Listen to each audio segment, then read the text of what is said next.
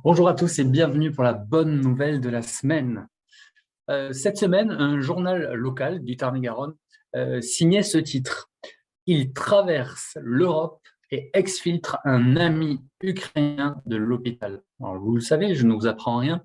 En ce moment, la guerre bat son plein, malheureusement, en Ukraine.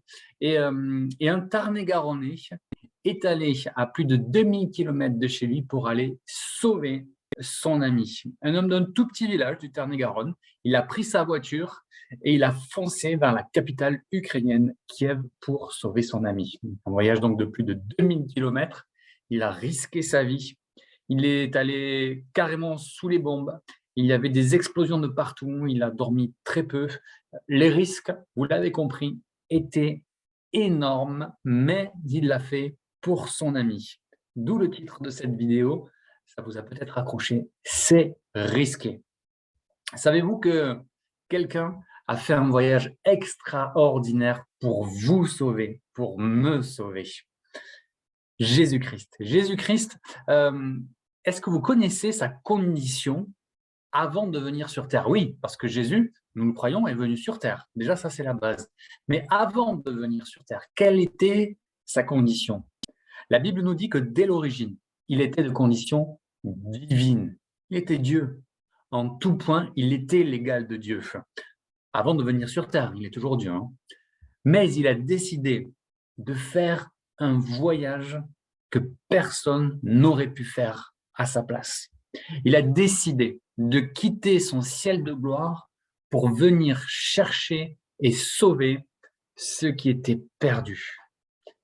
Nous étions destinés à la mort, nous étions sous les bombardements du péché, si je peux faire un rapprochement avec l'histoire que je vous ai racontée au début. Nous étions en guerre, ou quelqu'un nous fait la guerre plutôt, le diable nous fait la guerre, et nous étions sous les bombardements donc, du péché, de nos fautes. Nous étions sous la domination de notre ennemi, le diable, et personne pour nous délivrer. On pouvait crier à l'aide, mais tant que si Jésus n'était pas venu sur terre, on serait dans un bien mauvais état.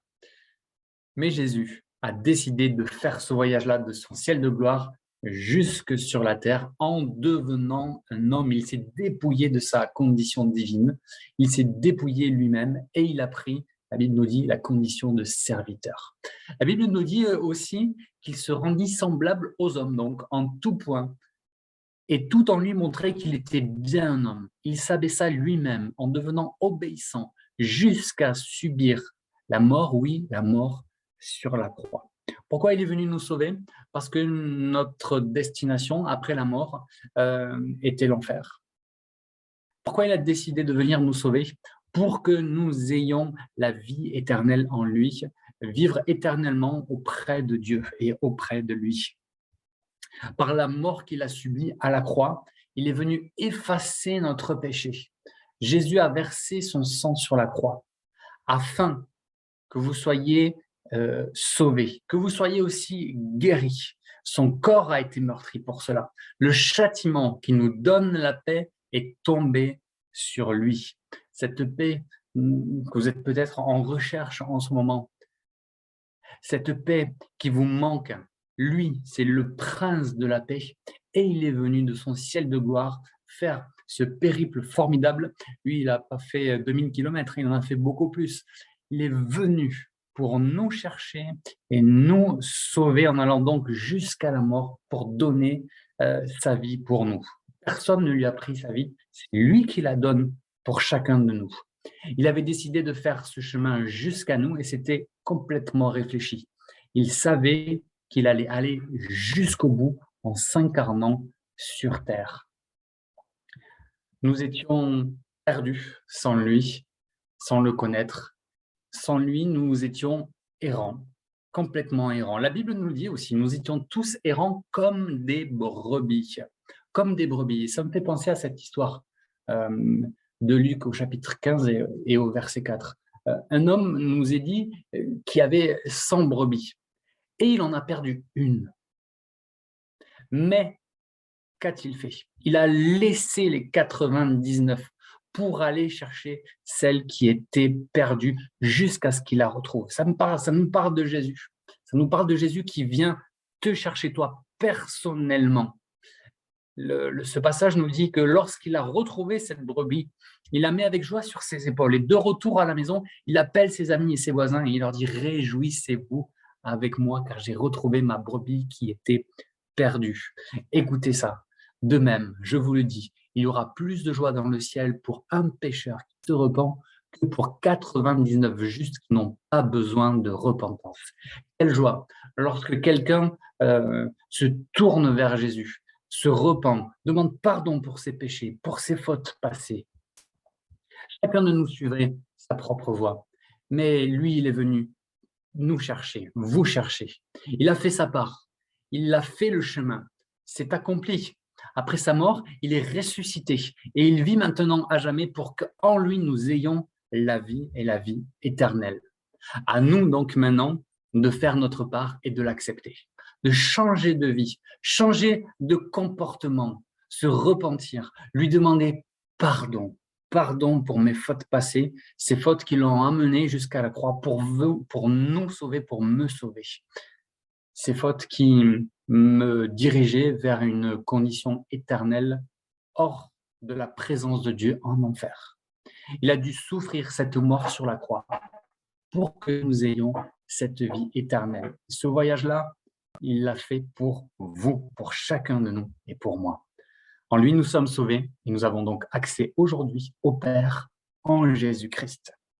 Pouvez-vous réaliser aujourd'hui que ce voyage que Jésus a fait, il l'a fait pour vous personnellement? S'il n'y avait qu'une seule âme à sauver, Jésus l'aurait fait pour vous. Et il vous appelle à changer de vie aujourd'hui en réalisant que Jésus a tout donné pour vous, qu'il est venu sur terre s'incarner, devenir un homme semblable à nous, pour passer par tous les états d'âme que vous pouvez connaître, pour passer par toutes les tentations que vous pouvez aussi connaître. Jésus a fait sa part. À vous maintenant de vous tourner vers lui. Pouvons-nous prier ensemble? Mon Dieu, mon Père, tu as envoyé Jésus-Christ, ton Fils, par amour pour nous. Quel amour, quelle preuve d'amour. Ce voyage, il l'a fait en tout état de cause, en sachant qu'il allait mourir sur la croix, qu'il allait donner sa vie pour moi, pour chacun de nous. Te remercions plus que ça, nous te louons, nous sommes dans une telle reconnaissance que tu nous as envoyé ton Fils unique. Merci mon Dieu pour ce voyage que Jésus a fait pour nous sauver.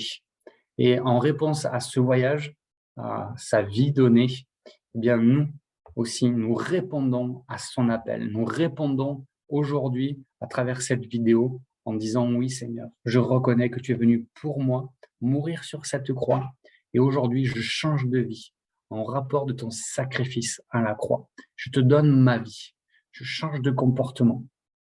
Au lieu de pratiquer le mal aujourd'hui, je pratique le bien parce que tu as tout donné à la croix. Merci pour ce voyage extraordinaire. En ton nom, Seigneur Jésus. Amen. Soyez bénis et à très bientôt pour une bonne nouvelle de la semaine.